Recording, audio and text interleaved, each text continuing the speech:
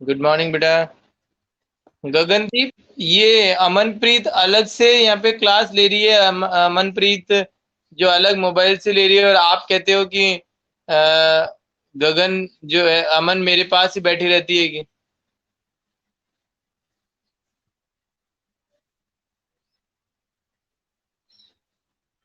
मेरी वाली class accounts में तो कभी ये अलग से नहीं मतलब आई। ये बीएसटी की क्लास के अंदर तो अलग से दिखाई दे रही है।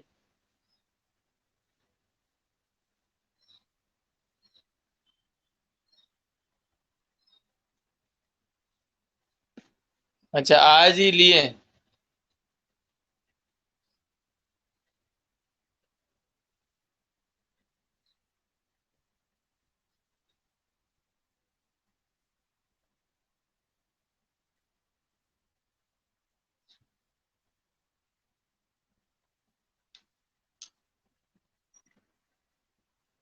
Okay okay okay, thank you.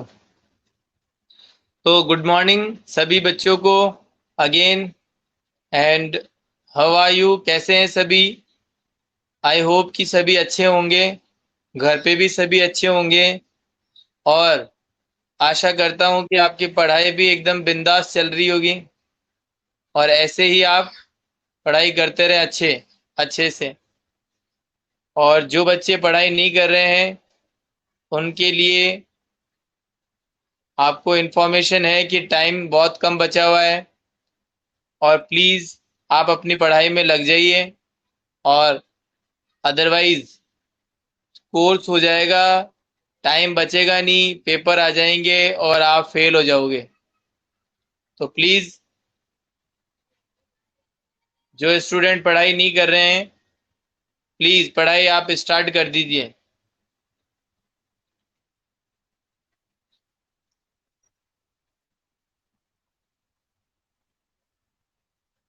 चलिए स्टार्ट करते हैं हमारा आगे का टॉपिक। हम लास्ट जो क्लास है वो हमने स्टार्ट करी थी, उसके अंदर मार्केट इक्विलिब्रियम का जो हमारा टॉपिक है वो चल रहा था। और उसके अंदर हमने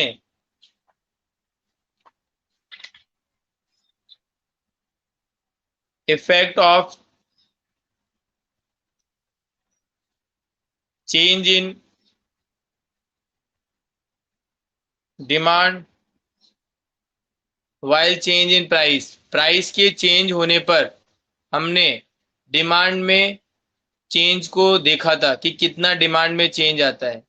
ठीक है। तो अब देखो, इसके अंदर भी मैं एक पर्टिकुलर चीजें आपको समझाता हूं। जैसे कि यहाँ पर आपको, वैसे तो नॉर्मल वे के अंदर मैंने बता ही दिया था आपको कि प्राइस के चेंज होने से आपकी डिमांड में किस तरीके से चेंजेस आते हैं। ठीक है ना। आपकी डिमांड कैसे फ्लक्चुएट होती है, कैसे बढ़ती है, जबकि सप्लाई यहाँ पर क्या रहती है, कांस्टेंट रहती है। क्लियर है? सप्लाई क्या रहती है यहाँ पे, कांस्टेंट रहती है। और फिर इस तरीके से हम आगे समझेंगे। तो एक तो हमने देखो बात करी थी कि प्राइस के बारे में, तो प्राइस जो है वो हम यहाँ पे फैक्टर जो है वो इफेक्ट करता है डिमांड को, एक पर्टिकुलर फैक्टर है। इसको भी हम समझेंगे। वो देखिए कैसे।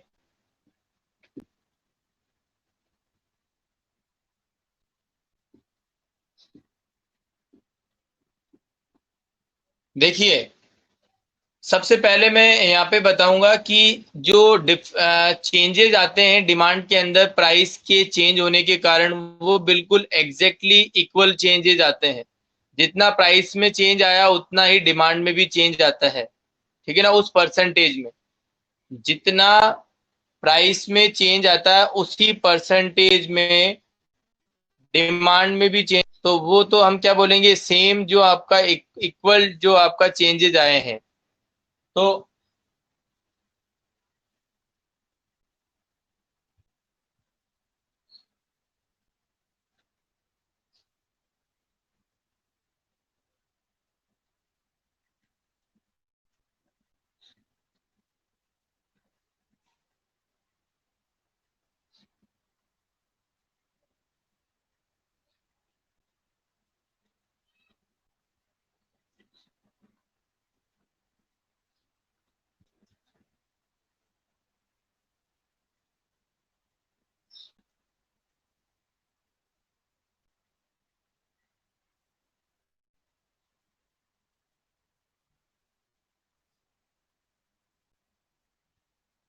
ठीक है ना। तो अब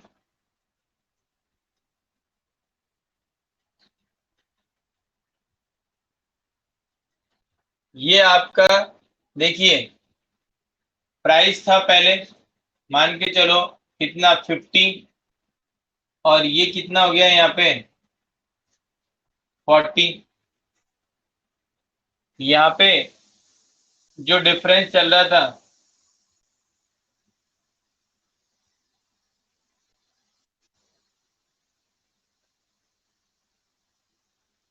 इस तरीके से आपका ये कुछ डिफरेंस चल रहा था।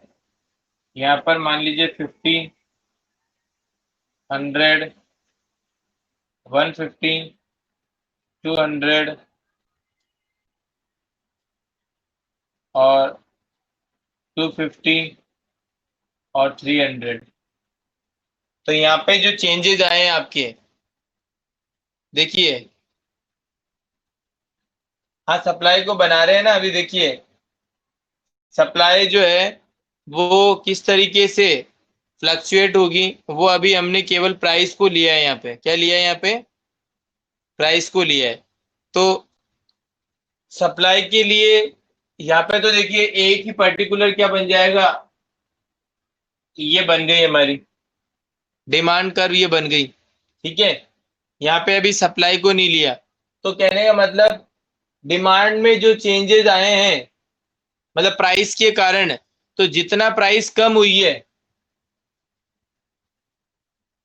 उतना ही डिमांड आपकी बढ़ी भी है। तो देखिए यहाँ का जो गैप है और ये वाला गैप है, ये दोनों गैप कैसे दिख रहे हैं आपको, बिल्कुल सेम दिखाई दे रहे हैं।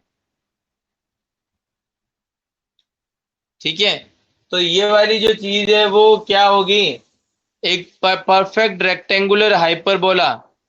ये बिल्कुल आपका गैप जो होगा दोनों का बिल्कुल सेम होगा। ये वाला रेक्टेंगुलर रेक्टेंगल और ये रेक्टेंगल, देखिए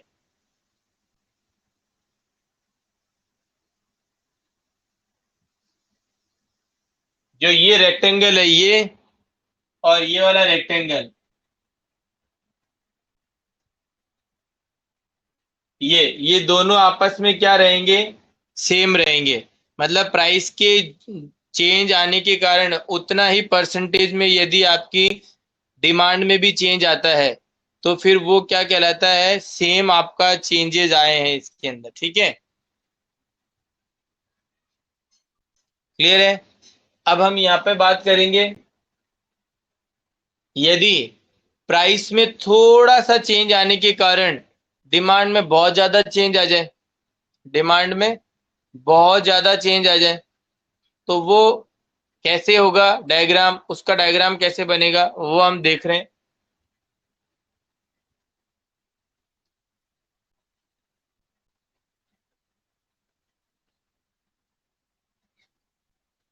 देखिए ओरिजिनल प्राइस ये है। ठीक है, प्राइस में थोड़ा सा चेंज आया है, जैसे कि ये 35 मान लीजिए, कितना है 35,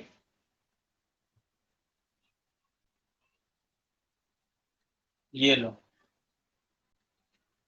तो आपकी प्राइस में देखिए कितना चेंज आया, इतना, इतनी प्राइस कम हुई आपकी, लेकिन डिमांड आपकी क्या हो गई, इतनी बढ़ गई। ठीक है, जैसे अगर मैं बात करूं कि जैसे पेट्रोल है, पेट्रोल है, पेट्रोल का यदि मैं बात करूं कि पेट्रोल की यदि प्राइस कम हो जाए, ठीक है ना, तो उसकी डिमांड क्या होगी, बहुत ज्यादा बढ़ जाएगी।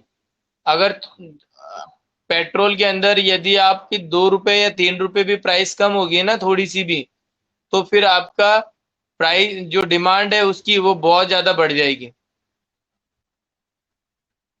ठीक है, और इसी का ही रिवर्स, प्राइस में बहुत ज्यादा चेंज होने के बाद भी हमारा जो डिमांड है वो नहीं बढ़ता है, तो वो कैसे डायग्राम बनेगा वो देखिए।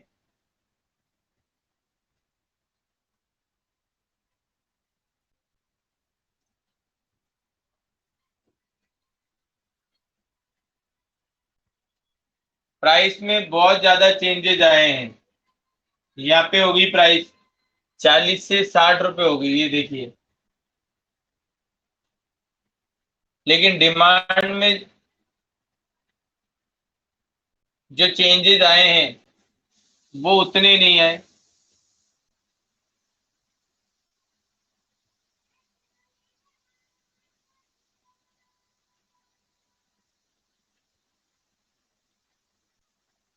तो देखिए प्राइस में कितना चेंज आया है, इतना प्राइस बढ़ गई। लेकिन डिमांड जो है वो प्राइस बढ़ने से ये तो पता है हमें कि डिमांड कम होगी, लेकिन डिमांड इतनी कम नहीं हुई है। देखिए 150 थी और ये 100 है, इनके बीच में ही है। तो केवल और केवल 25 का ही डिफरेंस आया है, ज्यादा नहीं आया। जबकि प्राइस के अंदर कितना डिफरेंस आया है वो आप देख सकते हो। तो प्राइस के ज्यादा बढ़ने पर आपकी डिमांड में ज्यादा परिवर्तन नहीं आए, तो उस केस में ये हमारा ऐसा डायग्राम बनेगा। ज्यादातर ये वाले जो चीजें होती है वो पेरिशेबल नेचर वाले जो गुड्स होते हैं ना, पेरिशेबल जो जल्दी खराब हो जाते हैं, उनके लिए ये चीजें होती है। क्योंकि आपको पता है कि जैसे अगर मैं बात करूं आपके आपके घर में जैसे दूध की जो खपत होती है, जैसे मान के चलो एक दिन के अंदर आपका दूध का खपत 2 किलो हो जाता है। कितना हो जाता है? 2 किलो हो जाता है। तो अगर कोई पर्टिकुलर पर केजी जो है वो 44 पर केजी है, दूध का जो प्राइस है वो जो नीला वाला आता है। और जैसे एक रेड भी आता है गोल्ड का, वो आता है 54 का। तो अगर आप करते हैं यूज, मान के चलिए 54 का, तो उसकी प्राइस 54 से कितनी हो जाए, मान के चलिए 40 ही हो जाए। 54 से कितनी हो जाए? 40 हो जाए।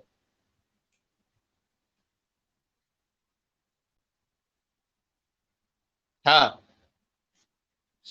इसमें क्या करेंगे हम, प्राइस जो है 54 की जगह कितनी हो जाए, 40 हो जाए। मतलब देखिए मिल्क का जो प्राइस है उसके अंदर कितना चेंज आया है, काफी ज्यादा चेंज आया है। मतलब 14 रुपीज का, जो कि चेंज इतना ज्यादा होता नहीं है, लेकिन हम मानते हैं कि आ गया इतना चेंज, मतलब प्राइस कम हो गई। प्राइस कम होने से आपकी डिमांड तो बढ़नी चाहिए, बिल्कुल। हालांकि डिमांड आपकी बढ़ी भी है, लेकिन इतना नहीं बढ़ेगी डिमांड कि आप घर में पूरा ड्रम के ड्रम ही खरीद लो, कि अब तो हमें है ना 1-2 महीने का स्टॉक खरीद लेना चाहिए।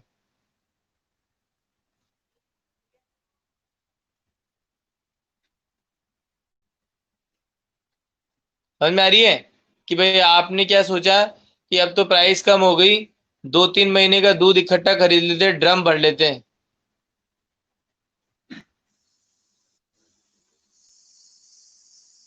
तो ऐसा नहीं होता है। तो इसका मतलब, तो इसीलिए मैं कह रहा हूँ। तो उसमें क्या है कि आपकी क्या सोच रहेगी, जहाँ पे आप 2 किलो जो दूध यूज करते हो, वहां पे हो सकता है कि भाई आप 1 किलो और ले लो, 3 किलो कर लो, मैक्स टू मैक्स 4 किलो हो जाएगा बस।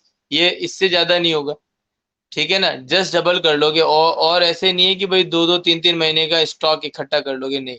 इसीलिए यहाँ पर क्या है, प्राइस में ज्यादा फ्लक्चुएशन आने के कारण आपकी डिमांड में उतना ज्यादा परिवर्तन नहीं आता है, ठीक है। तो ये भी क्या है, आपका एक पर्टिकुलर इसका इफेक्ट है प्राइस के कारण। लेकिन अब यहाँ पर हम जो बात करेंगे, सप्लाई की बात करेंगे कि सप्लाई जो है क्या करेंगे, कांस्टेंट रखेंगे। यदि हम, तो फिर किस तरीके से हमारा डिमांड इफेक्ट करेगा, ठीक है, तो वो देखेंगे हम।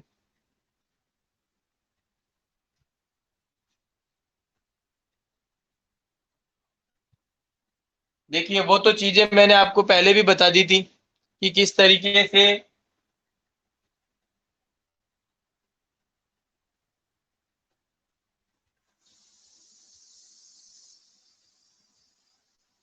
ये आपका क्या है, इक्विलिब्रियम पॉइंट है, ठीक है।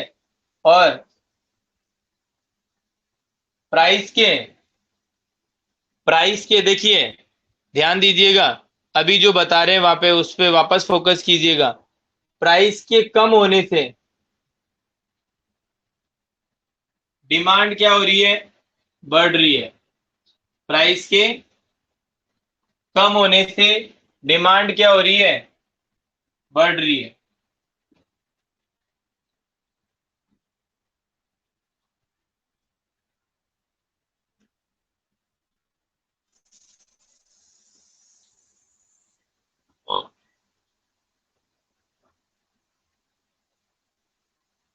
तो यहां पर क्या हुआ कि प्राइस कम होने से डिमांड क्या हो गई, बढ़ गई है।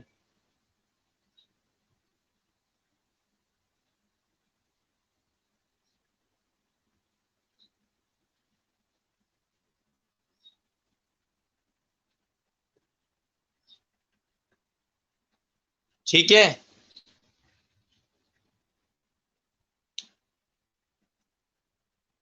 तो अभी यहां पर अब हम सप्लाई में देखेंगे कि क्या चेंजेस आ रहे हैं। ठीक है।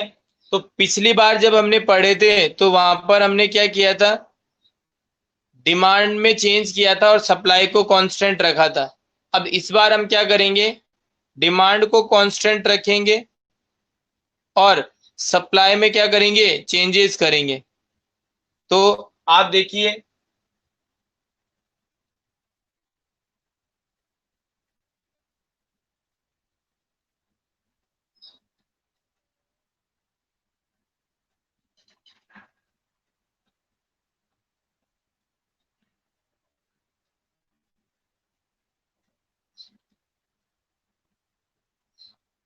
तो सप्लाई तो इफेक्ट किसके कारण हो रही है, प्राइस के कारण। तो यहां से इसके अंदर, यहां पर से यहां पर चेंज आ गया, तो ये तो डिमांड बढ़ गई, तो ये तो क्या कहलाएगा,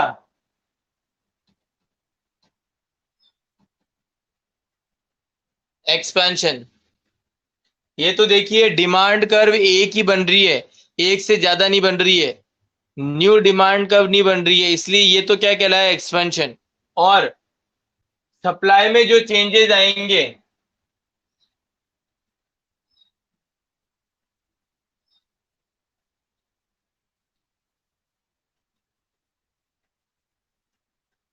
तो सप्लाई क्या हो गई, यहाँ पे देखिए डिमांड के बढ़ने से आपको क्या करनी पड़ेगी, सप्लाई भी बढ़ानी पड़ेगी मार्केट में, क्योंकि मार्केट में आपकी प्रोडक्ट की डिमांड क्या है, ज्यादा हो रही है, डिमांड बढ़ रही है। तो यदि आप उसको फुलफिल नहीं करोगे तो फिर आपका मार्केट के अंदर जो है एक सिचुएशन अराइज हो जाएगी जहां पर आपकी प्रोडक्ट अवेलेबल ही नहीं रहेंगे। ठीक है ना, इन्फ्लेशन हो जाएगा, बहुत महंगी हो जाएगी चीजें। तो इसके लिए आपको क्या करना पड़ेगा, डिमांड जैसे जैसे बढ़ेगी आपको क्या करना पड़ेगा, उसके अकॉर्डिंग सप्लाई भी बढ़ानी पड़ेगी, मतलब प्रोडक्शन और करना पड़ेगा, सप्लाई बढ़ानी पड़ेगी। तो डिमांड बढ़ा, उसके कारण हमने क्या किया, सप्लाई भी बढ़ाया। तो ये यहाँ पे एक नई सप्लाई कर्व बन गई। ठीक है ना, एक नई क्या बन गई, यहाँ पे सप्लाई कर्व बन गई। तो पहले ये इक्विलिब्रियम पॉइंट था और अब नया इक्विलिब्रियम पॉइंट ये बन गया। तो इसमें तो हमने देखा कि कैसे सप्लाई इंक्रीज हो रही है, पहले हमने इंक्रीज का डायग्राम बनाया। अब हम किसका डायग्राम बनाएंगे, डिक्रीज का। अब हम किसका डायग्राम बनाएंगे, डिक्रीज का।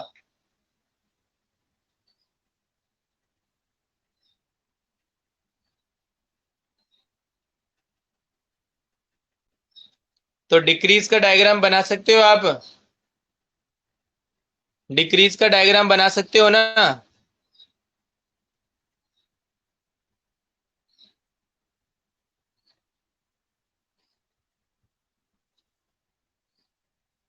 तो बनाइए फटाफट।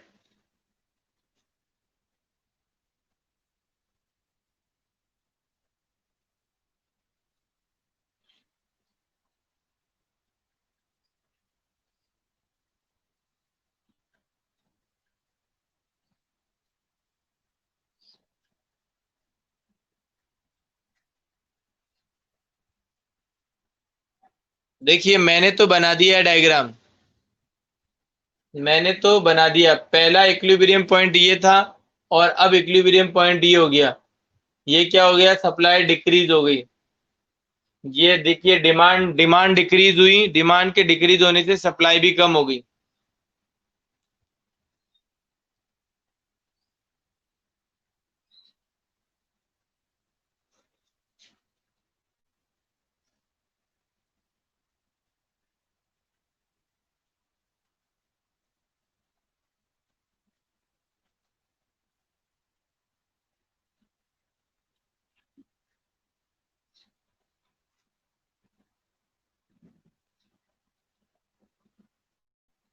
बना दिया।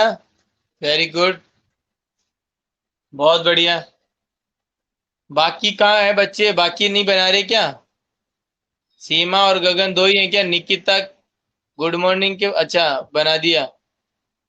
और संदीप, यशराज, आप क्या कर रहे हो?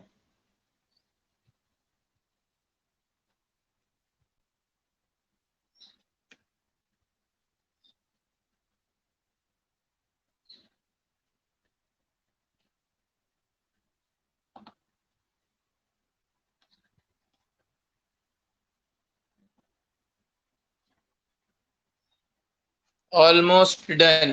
Very good. तो आप देखिए, अभी जो इससे पहले डायग्राम बनाया और ये वाला डायग्राम बनाया, इन दोनों को यदि हम एक साथ कंबाइन करके बनाएं, यदि इन दोनों को हम एक साथ कंबाइन करके बनाएं तो इंक्रीज और डिक्रीज दोनों का एक साथ बना देंगे। ठीक है ना?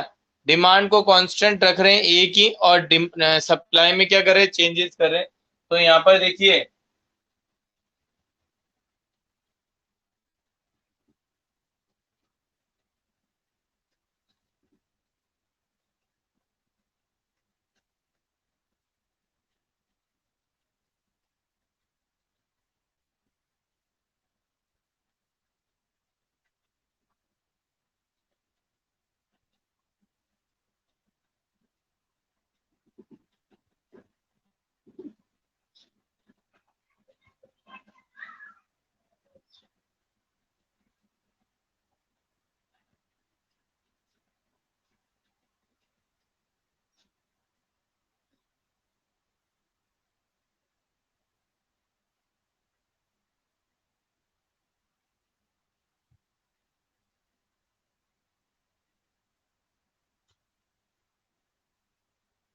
तो ये देखिए बेटा, अगर मैं बात करूं, इसको तो आप ओरिजिनल पॉइंट मान लो।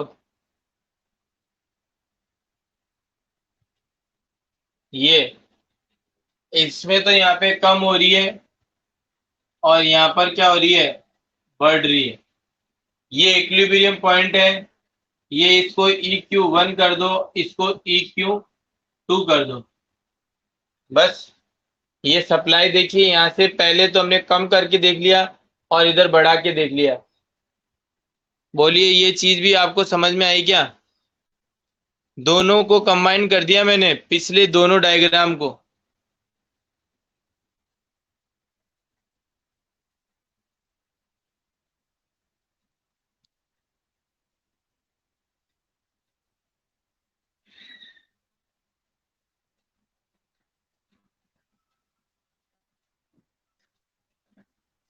बोलिए, समझ में आ रहा है?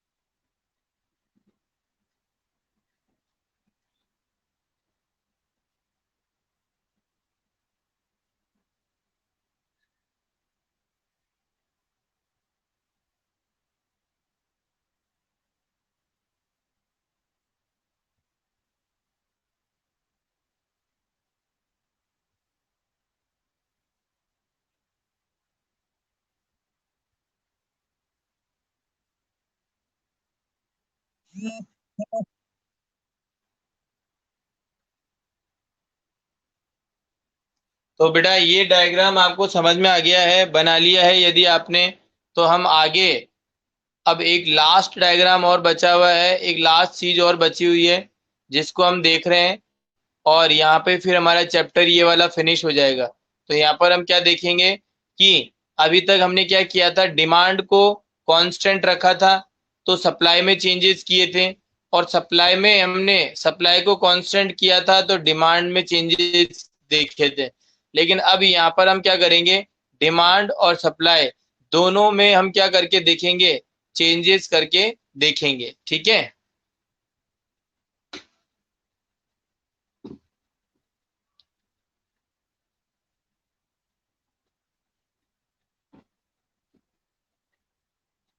तो देखिएगा,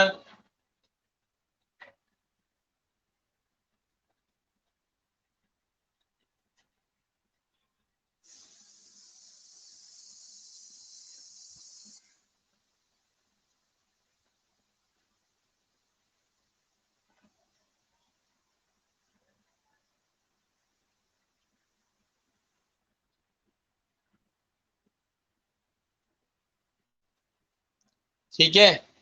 तो अब हम क्या कर रहे हैं यहाँ पे,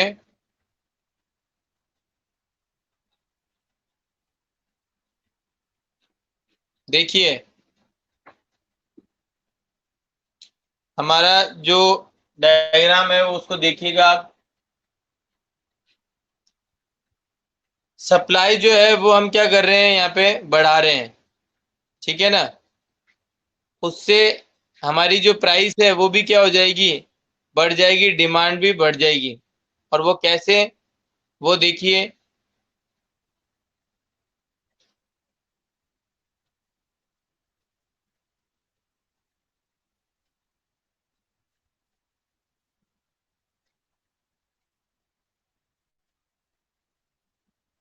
यहाँ पर आप देख रहे हो,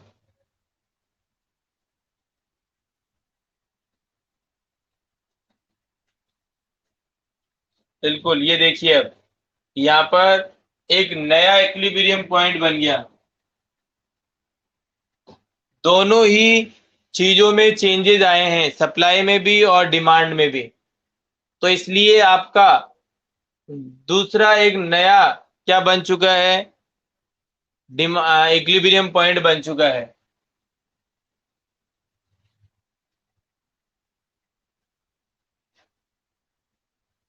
प्राइस जो थी, प्राइस में चेंजेस आए, 10 से प्राइस कितनी हो गई, 20 हो गई। तो फिर आपने क्या किया, आपका जो पहले चीज तो जैसे इनकम बढ़ी, इनकम बढ़ने से क्या हो गई, आपकी डिमांड भी बढ़ी। डिमांड बढ़ी आपकी, तो इससे क्या हो गया, आपका जो सप्लाई भी आपको बढ़ानी पड़ी।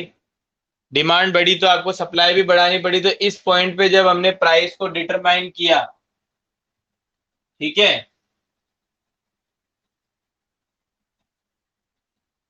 तो प्राइस हमारी कितनी बढ़ के आ गई, अब 10 रुपए से 20, मतलब ये हमने मार्केट में प्राइस को डिटरमाइन कर लिया।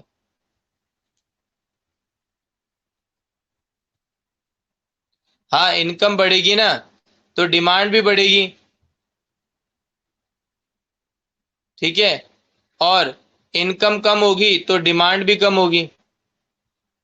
तो इनकम के बढ़ने से आपकी डिमांड बढ़ी, और डिमांड बढ़ी तो आपको सप्लाई भी बढ़ानी पड़ी। तो एक नया पॉइंट आपका यहाँ पर बन गया, इक्विलिब्रियम पॉइंट। और जो पॉइंट बना उस पर हमने प्राइस को देखा, तो वो 10 से ऊपर थी, तो एक नई प्राइस भी हमने डिटरमाइन कर ली, जो कि कितनी है, 20 रुपए।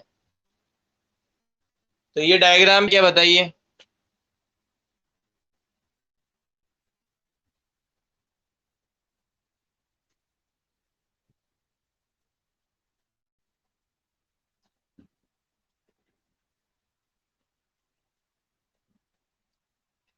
तो इस तरीके से बेटा हमारा ये जो वाला चैप्टर जो है वो क्या हो चुका है, फिनिश हो चुका है। एक बार के लिए आप इसको स्टडी करना, समझना, और फिर उसके बाद में हमारा मार्केट का जो यूनिट है वो कंप्लीट हो गया है। अब हम उसके बाद में एक नई यूनिट स्टार्ट करेंगे इकोनॉमिक्स के अंदर। तो वो देखना है हमें कौन सा यूनिट स्टार्ट करेंगे, ठीक है, ओके ओके, थैंक यू।